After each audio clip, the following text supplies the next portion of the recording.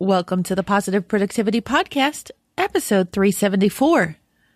The Positive Productivity Podcast was created to empower entrepreneurs to achieve and appreciate personal and professional success. I'm your host, Kim Sutton, and if you're ready, let's jump into today's episode. Welcome back to another episode of Positive Productivity. I'm so happy to have you here, and I'm also thrilled to introduce today's guest, Mimika Cooney. Mimika is the author of Worrier to Worrier, A Mother's Journey from Fear to Faith. Oh my gosh, it sounds like I could have written that book because I understand it completely. I'm so looking forward to discussing it with you.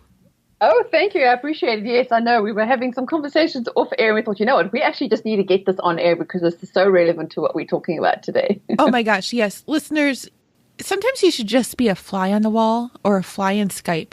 Maybe that would be the better way of saying it. Just listening to our pre-chat because they are so rich.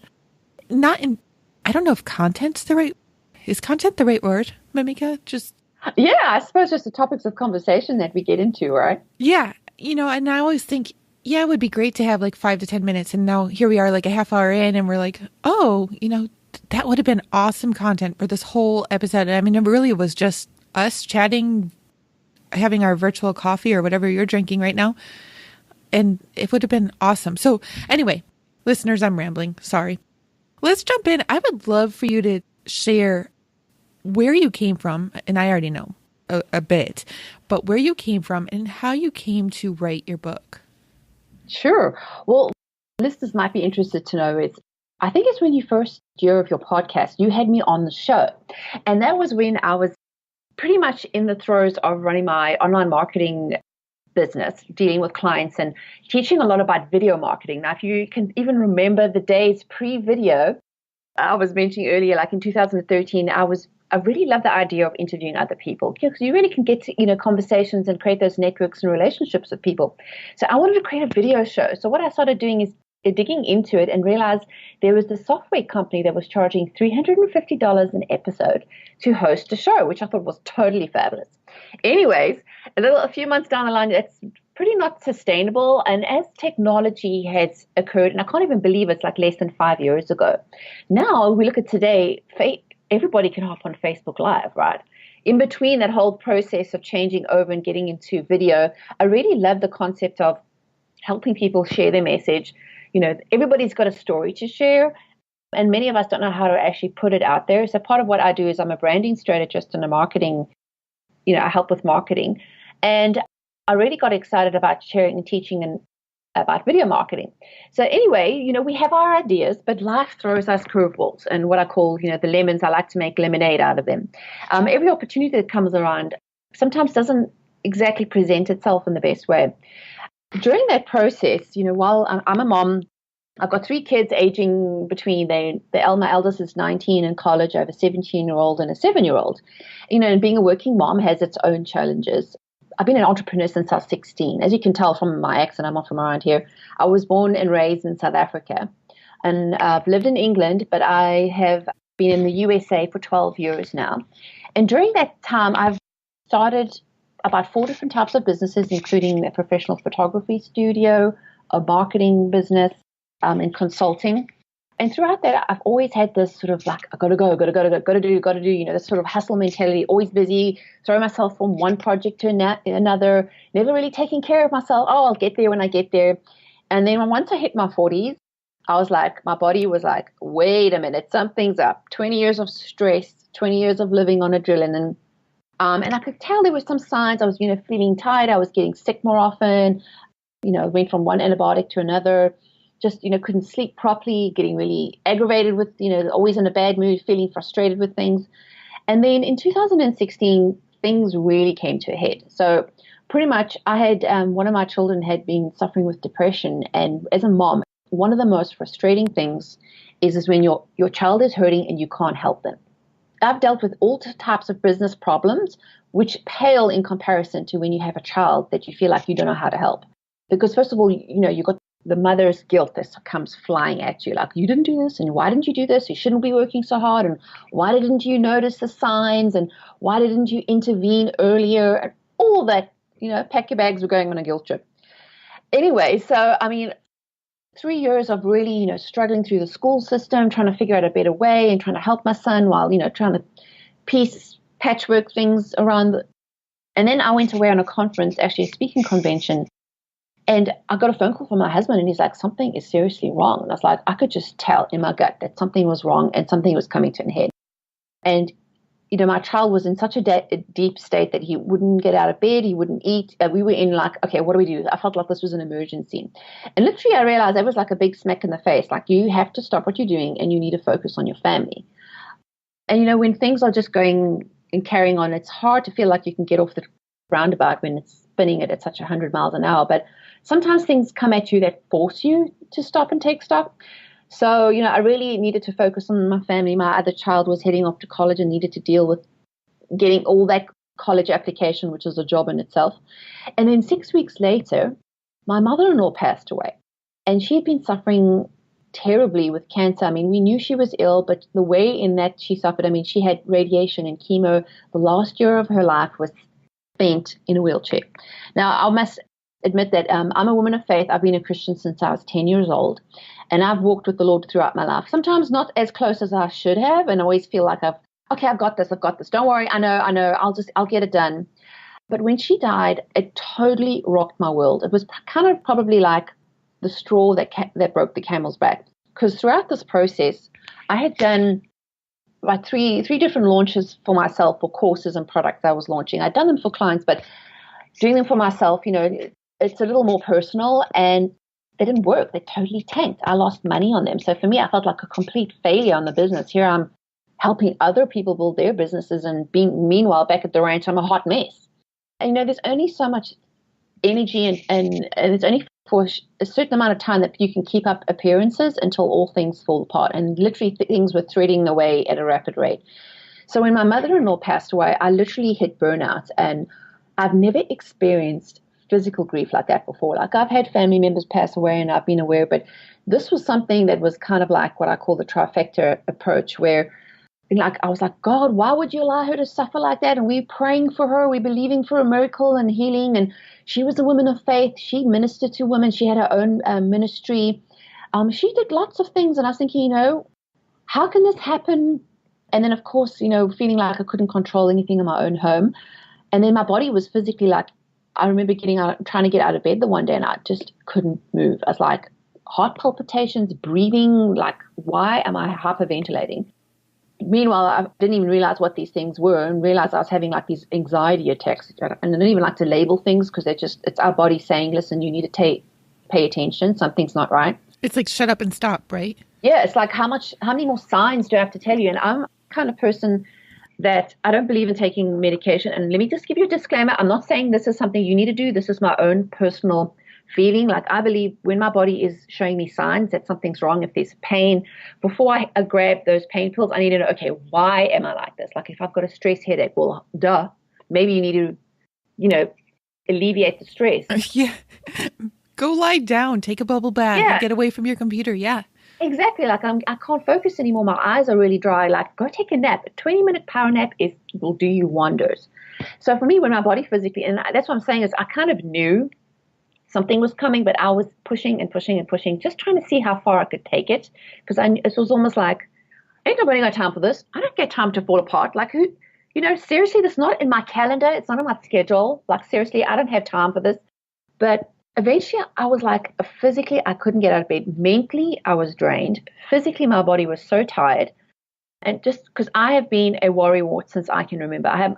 My mom is English and South African. My dad is Greek. And it's kind of like amongst the Greek women, we worry. Like, oh, we worry, that's just what you do. And for me, if I wasn't worrying about something and, concerned and being anxious about something, I felt like I wasn't working hard enough.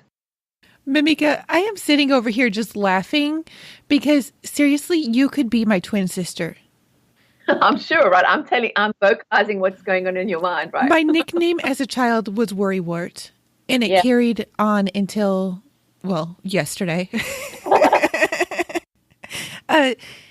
Everything. I mean, it took me until February, 3 months ago, to finally really start listening to my body. And I wound up in the hospital for 4 days because I thought I had a heart attack. Yeah. But I just wasn't listening. No, you weren't listening. You probably pushed yourself to your body was like, I physically can't take this anymore? Because Yeah. once I went through this, I was like, okay, something's wrong. I need to go see the doctor. And the doctor was like, you are taxing your adrenal systems. You are almost at the point of adrenal fatigue. Your liver, your kidneys, your heart. I mean, I'm only like, I'll admit, I'm 41, but he says your body is acting like it's in its 60s because I've lived on adrenaline, especially because I met and married my high school sweetheart. We've been married for 23 years. We've had 3 children. We immigrated twice within a 5-year period. 2 babies in that period of 10 years of when we moved country, restarted companies. And during that whole period, I never gave myself time to breathe. And it's almost like here in the States as well, it's like, whoa, you want to take a week off for a vacation? Should be the absolute minimum. I mean, in South Africa, where I came from, 6 weeks is usually how much time you take off for you. And I know when you're in this hustle mentality and we're just so used to it because everyone else is, what eventually happens, you can get away with it when you're in 20s and maybe in your 30s. What are we going to do with ourselves in our 40s and 50s and 60s if we've worn ourselves out? Just like any machine or any car, if you don't take care of it. Yeah, exactly. Yeah. I mean, is it really worth it? If you think about the stressful nights and trying to get things for clients, yes, they're paying you, but in the grand scheme of things, money in the bank is fine, but it doesn't buy you health. Like if you don't have your mental faculties, if you're not at peace with what you're doing, and that's a whole nother story we can go into about the frustrations of me not actually walking in the calling that I know God has designed for me. And everything I did was a total strain on my, internal belief system. And that constantly walking around like a vicious cycle of stress, frustration, anxiety, physical tiredness. And then, as you mentioned, you're a mom too. Mom is not allowed to get sick. Mom isn't allowed off days. You just have to be on board. But what do you do when you can't do anything anymore? And I really had to take stock in this whole process. And I totally broke down physically, emotionally, mentally. And that is when I really got on my knees. I mean, I've got calluses on my knees from praying. And that's when you start to realize, what do you really believe in? Like I had been a Christian since I was 10, did the whole good Christian girl thing, went to youth group, went to church every Sunday, did my thing, read my Bible. But that isn't what it's about. It's like, what do you really believe in? What motivates you to do your thing? Because I totally believe that God's a gentleman and he wants to do life with us. It's not just what you do on Easter or Sunday and, you thing that you tick off your list. It's not like these little, I'm sure you and I, Kim, have these long lists of, tick them off as we go down the production schedule. And it's a mile long. Exactly. I know we need to have a conversation about the whole productivity thing, honey, but let's go back to this story. But literally, I had to really understand, what is it that I really believe in? Why am I doing this? And why am I here? Because really, that is the crux of the matter is if we don't have that internal, peace and knowing that you are doing what you were born and designed to do, there's going to be this frustration exhibit itself in your physical body. Eventually, I mean, and part of this whole reason I wrote this book is, first of all, is to help other people who are in that dark place. Because when I was in that situation, I couldn't find resources. I found a lot of like academic books like how the brain works and how memory works and ADD and, anxiety and written from a medical perspective, but nobody was sharing their story of what's it like to be a mom when you feel like your world is falling apart. Heaven forbid I tell the neighbors that I don't have my life together. Like, I'm not perfect. Oh, shock, what they're going to think, right?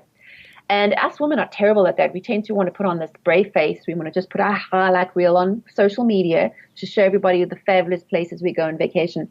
Meanwhile, you're crying yourself to sleep at night. You are so exhausted. You physically feel horrible, but you're telling everyone you're fine. And we have Mount Downy growing on our couches of all the laundry that has not been sorted. So we can't open up our door when anybody comes to check on us because our house is a wreck. Everything's fine until it's not. Yeah. What do you do when you get to that stage? And I wrote the book particularly to mothers because it was my journey of feeling like I had to hand everything over to God because I knew there has to be a bigger power and a understanding of I realized I cannot run my life myself. As much as I like to think I can, I might have learned the skills and techniques, but at the end of the day, it really comes down to purpose. Like if you are focused on perhaps trying to build a business because all you want to do is to gain influence and you want people to know you and you want to get that, because believe me, I chased accolades and accreditations and awards, for years. And I have a resume that shows that. But to me, that really, at the end of the day, when I felt like my mental health was threatened, when my family life was threatened. All that stuff was meaningless if I wasn't doing it for the right reasons. And part of that is really having to revisit what I really believed. And my whole book was really, how do I challenge my mindset? Because it really speaks to on a mindset level of how to connect your mind and your heart again. Like, I was living so much in my head. I wasn't living by what my heart was telling me, and was creating this physical, physically it was showing up as anxiety and stomach issues and headaches and tiredness, and because there was this constant warring between the two. So this whole book is literally a very vulnerable and raw account of what I went through during that time period, and how God brought me through that, showed me hope, gave me back my joy, showed me, why I'm here and what I'm meant to be doing with my life. And I tell you, I'm more peaceful now than I've ever been in my life. And I feel like I've worked through those, because all of us have issues. Okay, I'll admit I had childhood issues, came from a broken family. My parents got divorced when I was 10. Was totally that girl, was an overachiever, trying to, pretend had it all together, suffered from those rejection issues. And this is part of what I share about in the book, is a lot of us have roots that go back to our childhood, that exhibit themselves when we're adults, but because we've never dealt with them, we just think that's just the way life is. Right. But it's like, if you're walking around life and you think this is how you see the world, until someone hands you a pair of eyeglasses and you see the world in Technicolor 2020, you never knew what you were missing.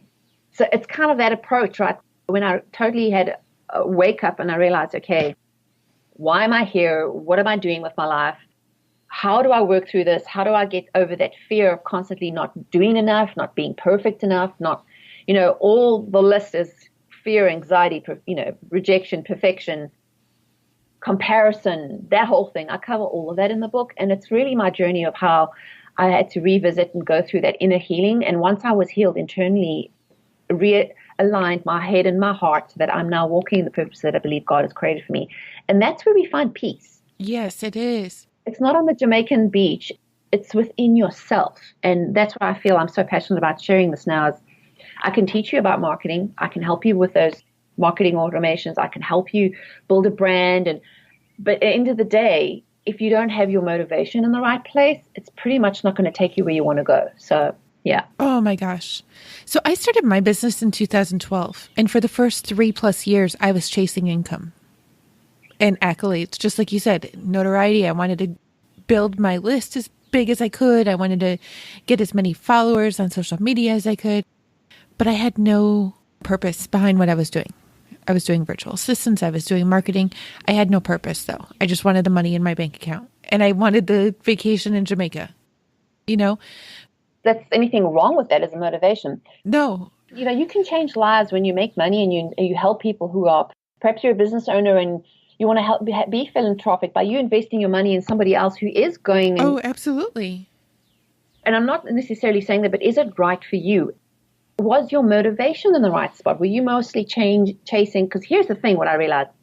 I kept thinking, I have thought this way of wanting to be a high achiever. And, when I do things with excellence. But it was, pretty much in the perfection. If it wasn't perfect, I would beat myself up. And I am my own worst critic. Mm-hmm. And what I realized is that, why was I so bent out of having to prove myself to everybody that I'm intelligent, I have got skills, I'm an influencer, I'm able to influence people?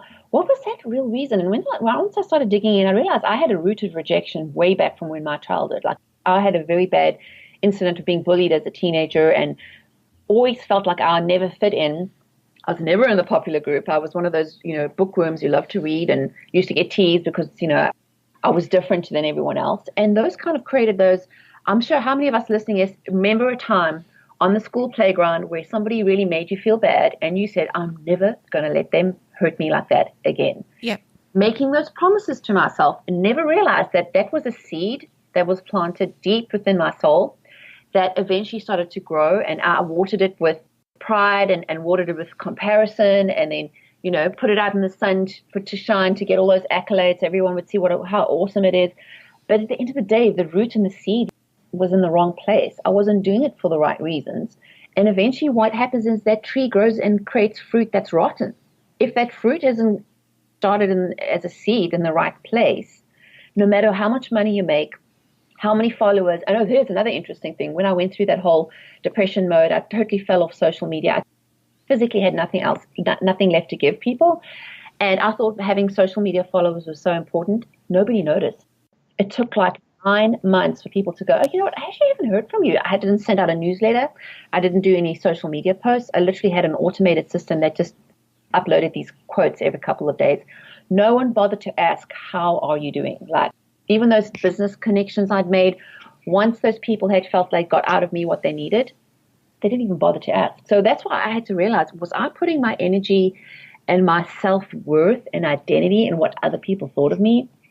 So when the tacky really hit the tar, when I needed the help, there was no one around to give it to me. I mean, I say no one, I'm talking about like in social media and the world. Of course, family members and close friends, they were the ones who really helped me through it.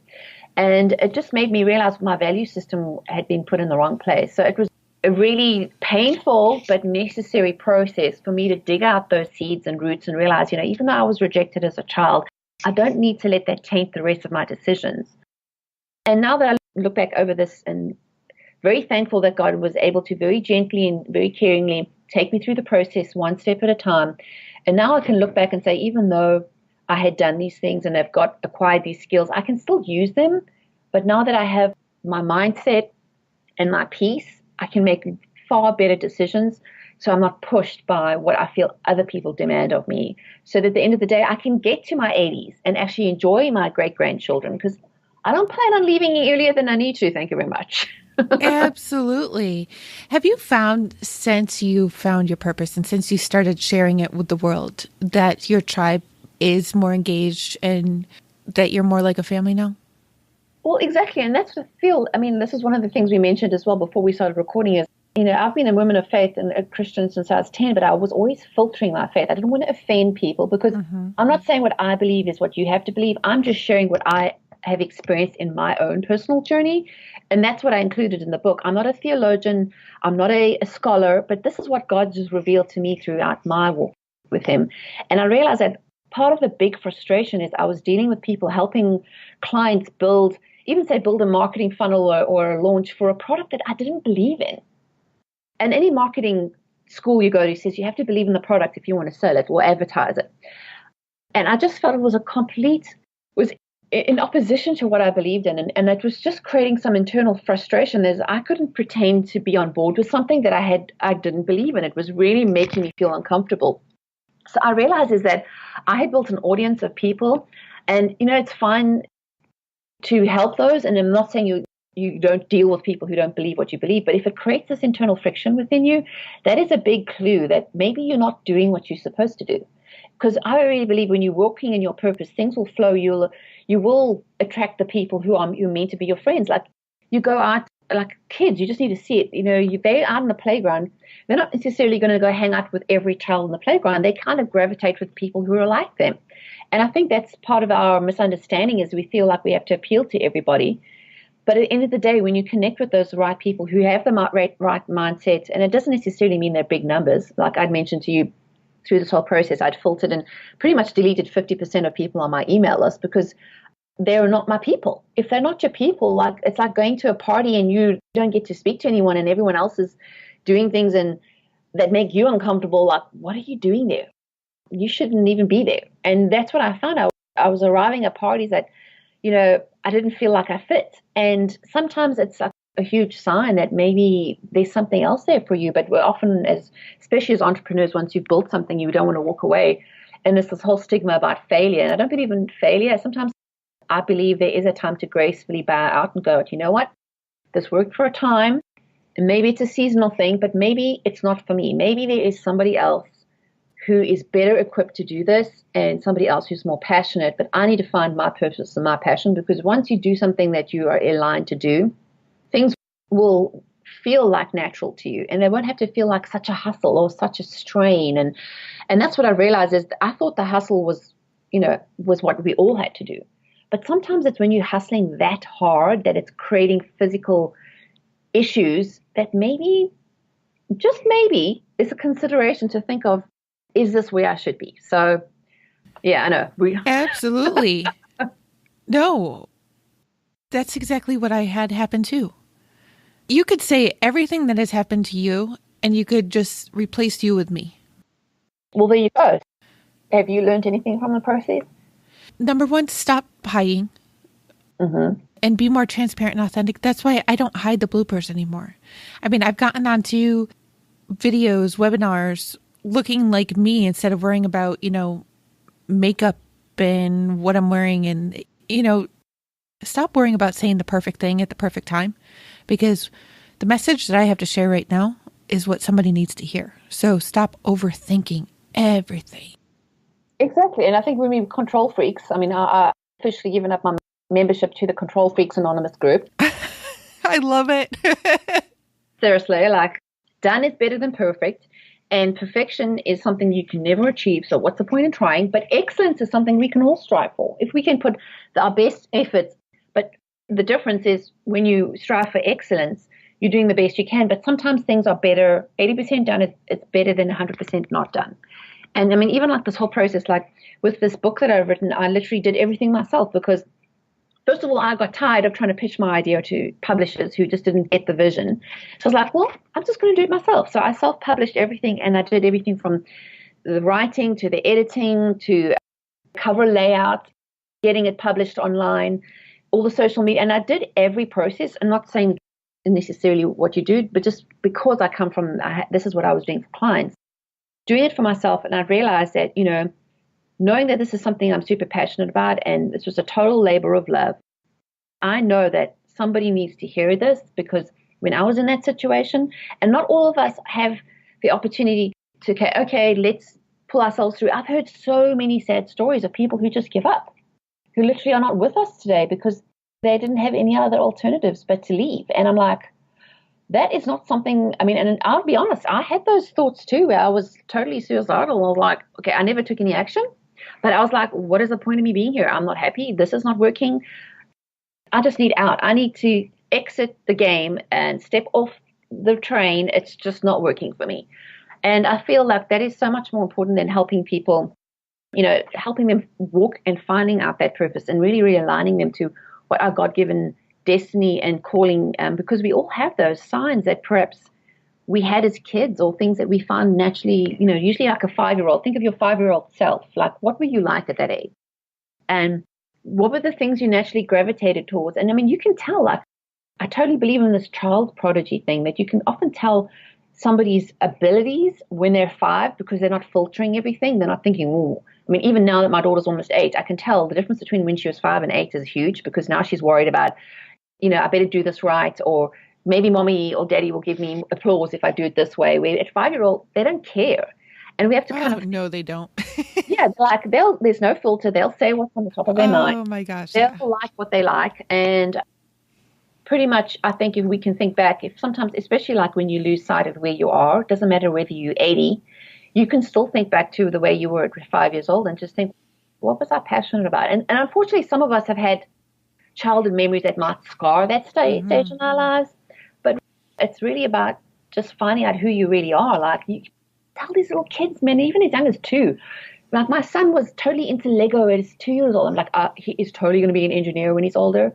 Or having a musical talent, or being artistic, or even for me, like, I come from an entrepreneurial family. My dad was an entrepreneur too, and I was selling chocolates at 12. Like, okay, there's a bake sale. I'm not going to buy them. I'm going to make them and make some money. So, of course, I had that entrepreneurial gene in me. And these are the things I think a lot of us lose sight of who we are because we get so worried about what everybody else is doing. And believe me, I've bought all the courses and the mentoring and the coaching and the products out there to try to learn about all the techniques. And what the lesson I learned from when the business of me, when I was teaching video marketing, is you can't base your business and your focus on trends or things that come and go. What I was teaching 3 years ago was relevant, but a lot of it's not relevant anymore because some of the software programs are no longer available. Some of the ways we do things just don't work anymore. And you have to be willing to pivot. So depending on, where you're at, it's not to say you have to throw the baby out with the bathwater, but you still, if you know that you're aligned with something that's where you're meant to be, everything else will fall into place. So Absolutely. Yeah. What I found, especially between 2015 and 2016, was that I was building products and services based upon the successes that I saw other entrepreneurs having. Yeah. But my twins, who are 3 now, were born in January 2015. with all my other children, I can remember when they first walked, when they crawled, when they said their first words. I was so busy chasing the successes and the income that I saw other people having on Facebook, if what they were telling was the truth, which many I've discovered a lot of them aren't telling the truth, that I don't remember when my twins crawled or stood for the first time. I don't remember their first words. I don't remember those things because I was so busy being busy. I was hustling hard to do stuff that I wasn't even passionate about.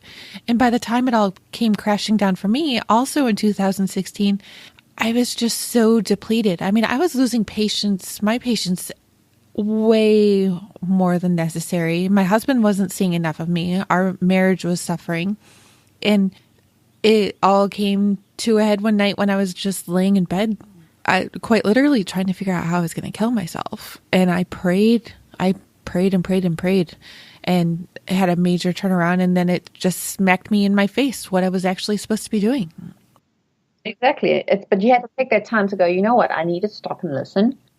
And that's so hard sometimes, stopping and It is, listening. especially when you've got your demands. I mean, I don't know how you manage to do what you're doing with 5 kids. I mean, for me, just keeping myself together with 3 is enough. Yeah. But I know, and I also feel guilty and feel bad about those. Like, I look at my third child as well. My first 2, I was working at home, but my third one, I literally, a professional photographer for 12 years, and I had a studio in my home, and I still have all the equipment. But when I was pregnant with her, I literally, 2 weeks before I had her, I was lying on my side, like feeling physically sick because I was underweight. I wasn't feeding myself properly. And she was born early. You know, as long as I got those clients' photos, it was great. And then 10 days later, I was back again doing the same thing. And I never really gave myself time. So I was, managing a newborn and a business because I built the business at a stage when I didn't have a baby. My kids were older at that stage. And I realized I just couldn't do it anymore. The business model that worked when it did and was great. But now my whole family dynamics had changed. Like, I didn't want to constantly bringing people in my house with a newborn baby at home. It just wasn't conducive to running a business or having a family. And that's why I think, seasons are good, and understanding that maybe what worked then doesn't work anymore. And it's not a problem to say, okay, let's adjust, let's pivot, let's change, let's work with the times. And frankly, if there's something you don't want to do anymore, why do you keep doing it? I mean, if you're saying it's just for the money, well, then I'm sorry, that's not a good enough excuse. It's definitely not a good enough excuse. You get to a stage when you're earning a certain amount, and after, once you've got the bills paid and you pass that whole sort of stress part and things are flowing, how much money is enough, right? I mean, now I look back, as a photographer, I was creating albums for other people. I don't have an album for my third baby. I can't even remember, like you. I don't remember when she crawled or when she walked. And I think I might have some scraps of paper lying somewhere. And one day she's going to ask me, Mom, let me see my baby album. I'm going to be like, well, you see, I have a bunch of CDs sitting in the drawer that I haven't really had a chance to print. But you were so cute. I would have to say, okay, let's pull up Facebook and see what I shared there, because there are none here. I have literally had these 2 frame collage things hanging on my wall in my living room since we moved into our house 4 years ago. The frames are still empty. Yeah. Like, I ordered photos once. I sent them into one of the local big box stores, and I never picked them up. So they sent me a warning that if I wasn't there within a week, they were going to have to get rid of them. I had already paid for them. They're gone. Exactly. That was like over a year ago. And I've just never done it. So they're still hanging on my wall. They've got cobwebs, but they don't have pictures in them. But then you look back, and this is the thing, is you start to realize, like, as a photographer, as you can tell, I'm very sentimental. Like, I shot weddings for 5 years. I've done babies. Primarily, if you look me up on Amazon, my first 2 books were about baby photography. And to me, it's all was about, you can only cherish these moments for now. Your babies will grow, but if you don't capture now, it's lost forever. And I was doing that great for everybody else but myself. I mean, and several of my wedding clients, I bumped into one the other day at church.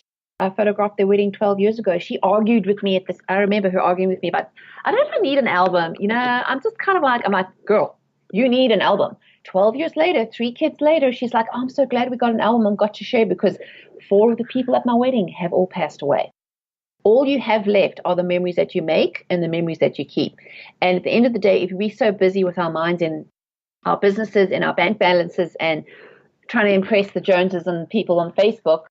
If you can't remember and everything's a blur, really, like, what are we doing?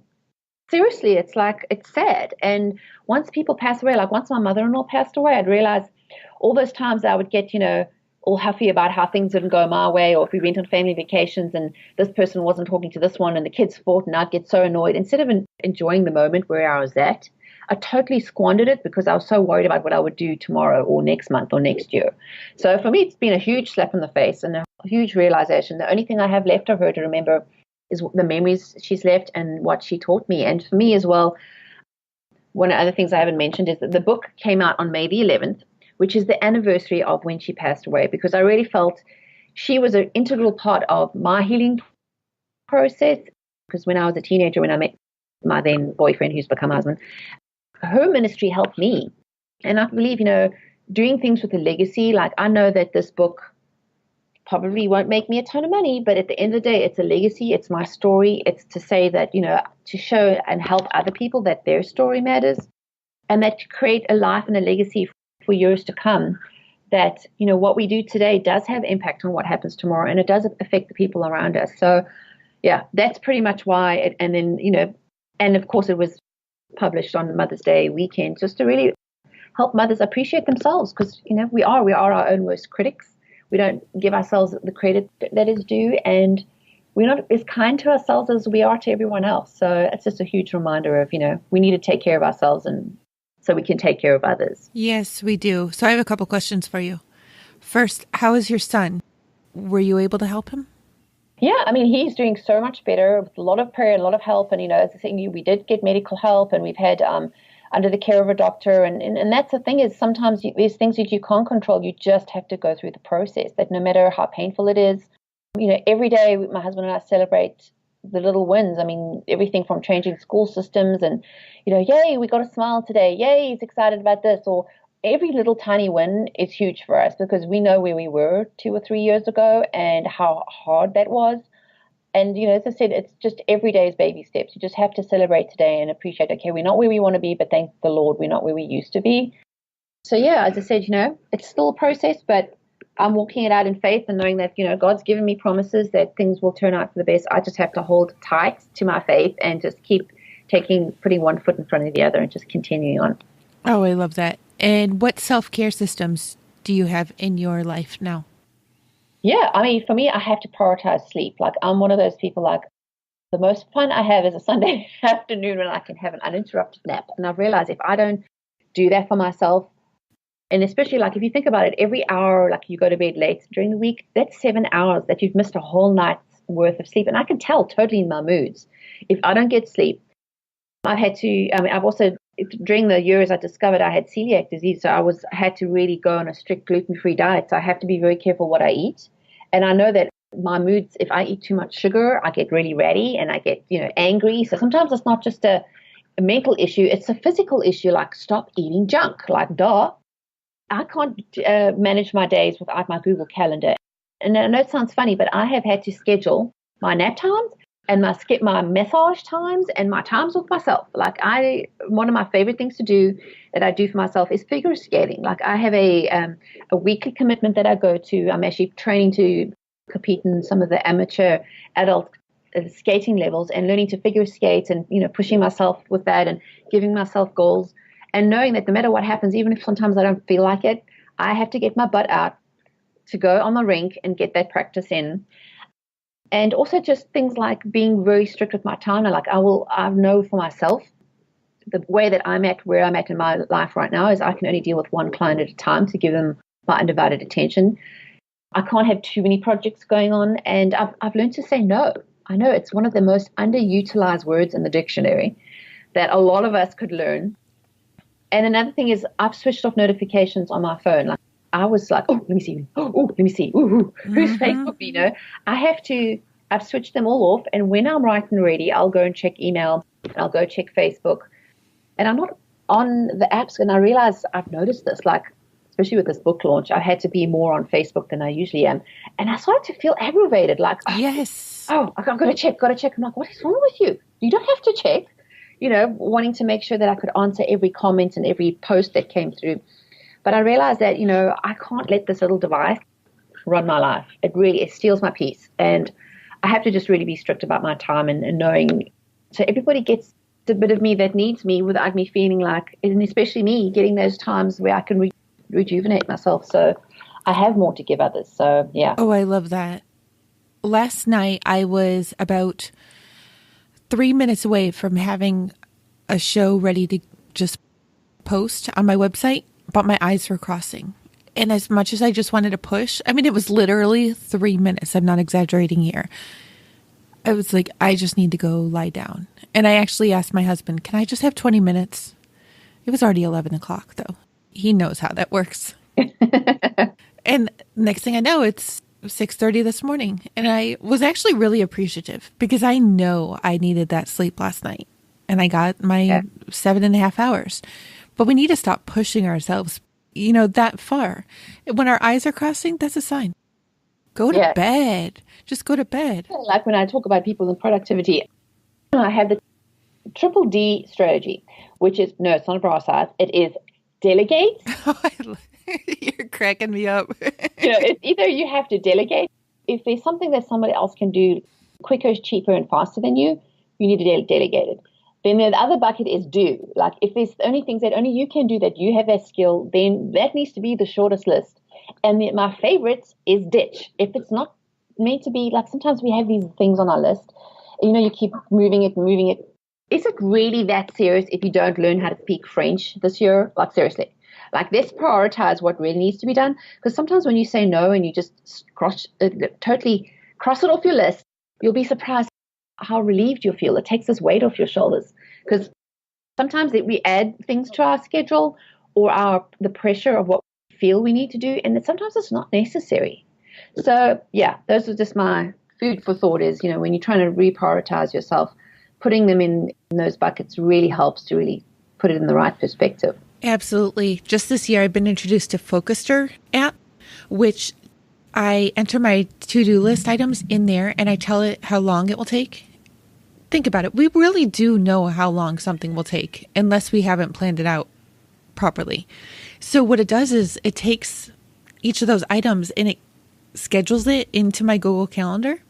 And it tells me how much over I have scheduled myself for the day, which has been amazing. But I've gotten to the point where I block out time on my calendar for my kids. I block out time like in the morning when I'm getting my littles ready for daycare.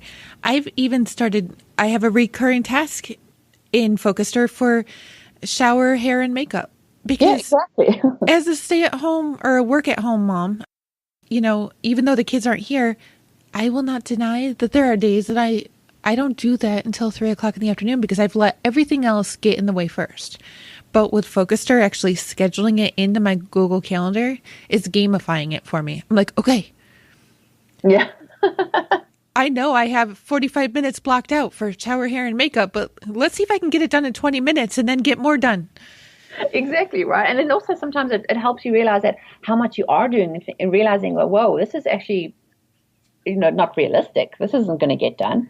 And then also just giving you that sense of completion, like even writing my book. I've been wanting to write this book for 4 years. Then I decided I was actually going to do it and started doing the framework like a year and a half ago.